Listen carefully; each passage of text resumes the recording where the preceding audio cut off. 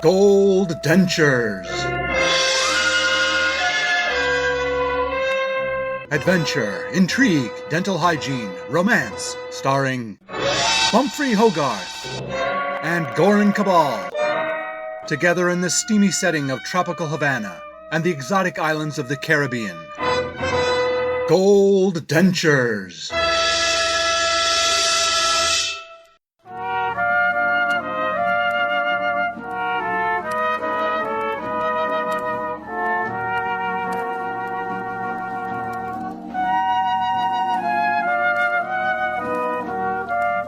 Once again, the magic names of Humphrey Hogarth and Goran Cabal bring you Gold Dentures, and a tale of mystery and innuendo.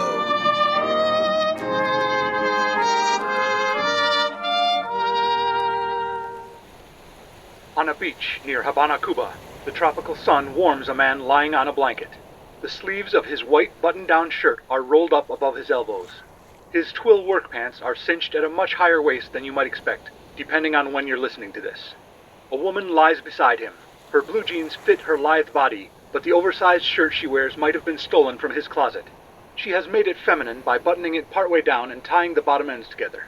You'd be able to see her bare midriff if waists were not worn so high in 1939, and if this scene had been conveyed in a visual medium. His name is Snake Scanlon, and hers is Midshipman Quinn. Snake, I'll always be grateful that you became my guardian a year ago when my father died. But I'm a big girl now. I'm 17. I'm ready for you to be more than just my guardian. What do you want me to be? Your accountant? You know, I've been meaning to ask. Why did your parents saddle you with a name like Midshipman? They were gonna call me Sailor, but there were too many girls with that name already. I'm tempted to give you a nickname like Middy or Shippy or Manny, but none of those sound very feminine either. Call me whatever you like, Snake. It won't stop me from being a woman. Yeah. How about Midge? You keep telling me you have an innate sense of direction, Midge. Let's test that. Which way did we come from when I picked you up in the States and brought you here? Point to the direction where you were born and raised. Yonder lies the castle of my father.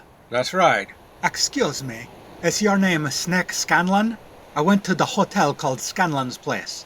Your calypso singing houseboy, Harry Biolante, said I could find you here on the beach. I wouldn't call Harry a houseboy. His official title is entertainment director. He also cooks and cleans and pulls weeds. Well, I gave Harry a 5% stake in the hotel, so he's more like a junior partner than a houseboy. That does not concern me. What I want... I apologize for giving the wrong response, mister.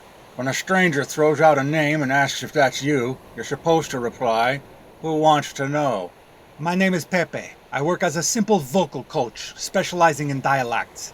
Is that a paying job? Oh yes, I am paid well for training voice actors to perform this accent right here, which could be Italian, or maybe Spanish, perhaps Eastern European. And yet, like the Mid-Atlantic accent, it is not really any of those things that it purports to be. We're not looking to employ any vocal coaches here. But you have a thing that many people talk about on the outskirts of Havana. It is your gold dentures. Sure, I guess I've developed a reputation for that. Then hand them over. Now listen here, bub. Pepe. My boat is for hire, and my rooms are for rent. They hardly bring in enough for me to get by, but I'm not turning over the means of my livelihood to the likes of you. If running a hotel and boating rental service are not enough for you, why don't you get into some other line of work? Because it's a big opportunity here. More and more rich tourists come to Cuba to spend their money, and it's only getting better. Pretty soon it'll be casinos from horizon to horizon. It'll be the Monte Carlo of the Caribbean. When people think of capitalism, the first place they'll think of is Cuba. And I'll be right here, lapping it up. Like a thirsty dog. Yeah. There's more to life than money, Snake. When you mature a bit, Midge, you'll come around to my way of thinking. You will give me your gold dentures forthwith. I have in my hand this gun, which I am pointing towards the vital regions of your balde. You've got it all wrong, Pepe. The gold denture isn't a set of gilded teeth. It's the name of a motorboat. That makes no sense. And yet it's true. Everyone says that you are an adventurer, a smuggler, and a renowned prostodontist. It stands to reason you would have an ample supply of gold to make dentures for wealthy clients. Or at least to use for crowns or fillings. That is you, is it not? Snake Scanlon. I'm not a prostodontist. That was my father, Snake Herbert Walker Scanlon. He's the one that gave the boat that stupid name. You are lying to throw me off the track. Take me to your gold or I will kill your girl and then kill you. Watch out, Snake. I wasn't hit. Are you okay? Yes, I didn't even see him fire. He didn't. There were 2 muzzle flashes from the edge of the tree line. Somebody didn't like Pepe. He's dead. Oh, Snake, what are we gonna do? I'm staying right here with you to soak up the sun. Shouldn't we solve this murder? Plenty of time for that later. Come over here. I'm here. Well, are you gonna kiss me? No, that was just a moment of silence. But now I will. Okay, when's it coming? I didn't hear anything. Well, there's not gonna be any lip-smacking. Here it goes. Was that it? Did it happen? Give me a minute, Midge. I'm trying to decide whether I want to be a proper guardian or a creep. You bring out the creep in me. Pardon me. I'm so sorry to bother you. Is your name Snake Scanlon? You've had some practice now, Snake. I expect you to get it right this time. Who wants to know? That's my boy. My name is Bill Thompson. I was just wondering if you happy people could lead me to that storeroom full of gold dentures and other accoutrements at your prosthodontics office. Are you the one who shot Pepe? That's right. So you know I'm a good shot. Why don't you come across with the goods and we can avoid unnecessary bloodshed? If you were hiding in the trees while Pepe threatened us, then you heard me say I'm not a prosthodontist. Oh, I heard it all right. I just don't believe you. Snake, maybe you should take him back to Scanlon's place and show him around. That won't be necessary, midshipman. Why not? Because I see a familiar rustle along the tree line there. Oh, no. You're not gonna scream this time, Midge? It wasn't as startling this time. I'm getting to be an old hand at this. Is he dead? He's dead.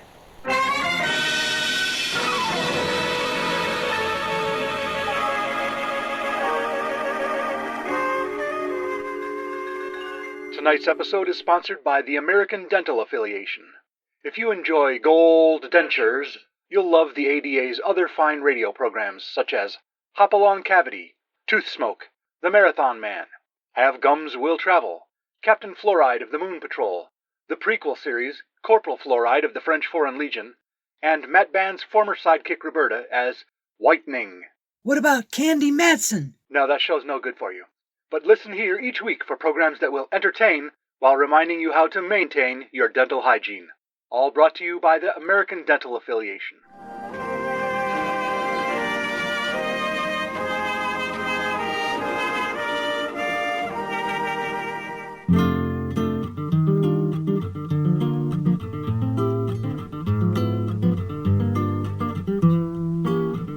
Knock it off, King. I thought I would sing a song for Mr. Snake. It will ease your worried mind. You always play a bouncy, jaunty tune and then you sing about people getting killed at my place. I'm not in the mood. Plus, we don't want an inept Cuban accent portrayed by a Yankee. I know not what you mean, Mr. Snake. You don't have to know it. You exemplify it. But I wasn't going to sing any unpleasantness this time. Honest. What were you gonna sing? Oh, Sister Havana. I don't know whether your songs keep guests here or chase them away. It keeps them right here, spending money at Scanlon's place. You might not believe me now, but you will come around to my way of thinking. Don't look now, Harry, but your singing just attracted a new customer. Please help me, Mr. Scanlon. I know you are a good man. Everyone in El Barrio says so. My name is Consuela. I am a simple marketing consultant. Everybody's job in Havana is simple, but it doesn't stop the plots from getting complicated. Those men who threatened you, they are part of a gang that has taken my sister. They say if I do not find the location of your gold dentures and tell them, they will kill her. Please tell me where it is. Then I can help you set up an ambush against them. Yeah. We can tell the inspector what's going on and his boys can grab those gold prospectors. But my sister, we must not tell the police. Just tell me where the gold is and I will do the rest. I bet you will. Honey, why does everyone think I have some treasure trove? They think you're a lost and found department for the whole city of Havana. Last week it was a piece of microfilm with the design specs for improved bomb sites. The week before, a fugitive thought you had his forged identification papers so he could get back into the States. You should have been here last winter, Midge. A bunch of cigar-chomping boys in uniforms thought I smuggled a boatload of stolen rockets out of the Keys. They thought Santa was going to supply their revolution. I heard about that one. The newspapers called it the Cuban Missile Christmas. The reason they come to you is because everything worth more than 2 bits passes through Scanlan's place. Everything dirty and suspicious. That's because these clowns come through telling me to give 'em things I never heard of, and every time I have to go find it. Then you will find the trove of gold, Mr. Scanlan, if you please. I have in my hand this gun, which for you means motivation. We should start a gun show, Snake. Everybody comes here and shows off their guns anyway. We can charge them to set up a booth at the event. We're already on a gun show, but the only money we'll make is from our sponsors. Stop now with the banter. Always the two of you cracking wise. Does it not wear on your nerves? Now I want to know the location of the gold. Yeah. Show her the map, Midge. What map? The paper. What paper? You know, the paper. Oh, that paper. It's in that desk drawer that always sticks. Give me a second. I appreciate your decision to cooperate. Here it is. Give me that. Why, this is nothing but a blank sheet of typing paper. And it's distracted you long enough for me to do this. Get the gun, Snake. Yes, you have kicked it in my direction. I'll get it, Mr. Snake. That's enough. It's in my hand now. Now sit down, Consuelo, while Harry calls the police. I guess we know who shot those 2 fellas earlier. It was the senorita here. Not me. I was waiting at your bar for the last hour in case those idiots fouled things up. I stepped out for a cigar before you came back. Just ask your entertainment director, Harry Biolante. It's true, Miss Midshipman. She was here nursing that glass of water for 65 minutes. Not even a paying customer, but she looked nice, so I didn't ask her to leave. It's all over but the singing. But Snake, we can't end it here. It's too soon. You haven't been knocked unconscious yet or tied up. You haven't been questioned by the police. I didn't have a chance to work up a jealous huff about yet another woman who needs your help. We haven't had a line where your dialogue is strained to show you started wrestling with the bad guy. You mean like this? Don't try to wrestle me, Buster. That doesn't count. Spoil sport, just when it was getting good. And there's still a loose end. Bill Thompson admitted he shot Pepe. If this chickadee didn't shoot Bill Thompson, then who did? How can we roll the closing theme before solving the mystery and working in those crucial elements? Easy. Tonight's story is coming out of this gun in my hand. First you try to wrestle me like I'm a bad guy. Now you're threatening me with a gun. I didn't mean it like I had a gun in my hand. That's the name of a radio show. That's why we have to end after 15 minutes or so, not the usual half hour we get for the Gold Dentures program. Fine. I'm too tired for any more sleuthing. And hungry. What's on the menu tonight? Pork chops and applesauce. Again?